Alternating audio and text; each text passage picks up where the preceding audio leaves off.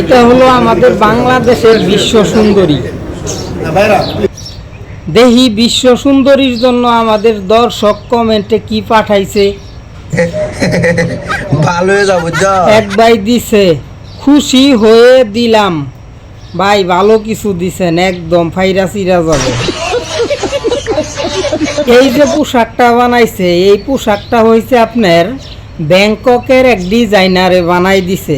শুধু কালো আবরণ। ভালো হয়ে যাবো মানুষের রুচির কি হাল, ছি ছি ছি। আরে ভাই ছি ছি করার কি আছে? এটা মনে করবেন ব্যাংককের যে ওই যে পাই মাসাজ মাসাজ মাসাজ করে ওরা পরে ওই ডিজাইন দেখে এটা বানাইছে। এই দাঁতলি বড় মুখের বেটি কিভাবে সুন্দরী হয়।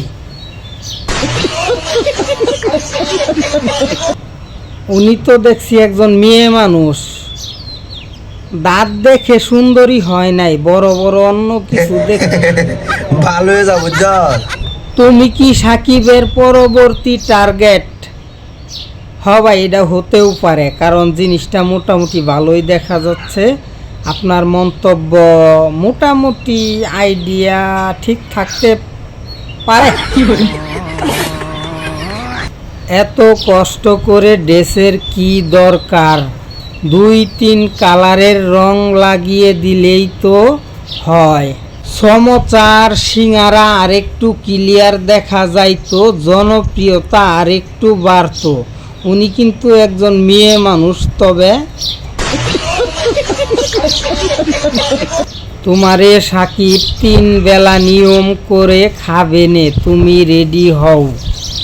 এই কমেন্টটা করার উদ্দেশ্য হয়েছে সাকিব খানের সাথে অলরেডি একটা মুভি করে ফেলেছে, সম্ভবত ইদানিং মুক্তি পাবে, আপনারা দেখতে পারবেন।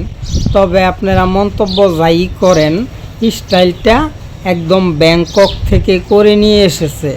আমরা ব্যাংককের আপনার নাইট লাইফে যেই ভিডিওর চিত্রগুলা দেখতে পাই, এই ভিডিওর চিত্রটা আমি বাংলাদেশে বর্তমানে দেখলাম।